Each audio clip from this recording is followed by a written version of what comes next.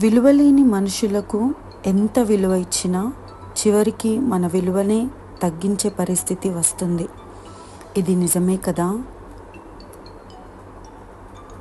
మన ప్రేమను, గౌరవాన్ని, మంచితనాన్ని అర్థం చేసుకోలేని వారికి ఎంత ప్రాధాన్యం ఇచ్చినా వారు దానిని గౌరవించకపోవచ్చు.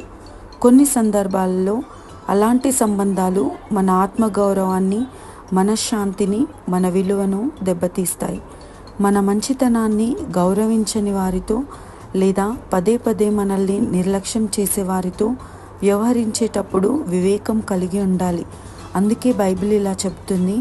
సామెతలు 13:20 జ్ఞానులతో సహవాసం చేయువాడు జ్ఞానము గలవాడగును, మూర్ఖుల సహవాసం చేయువాడు కీడు పొందును. ఆమేన్.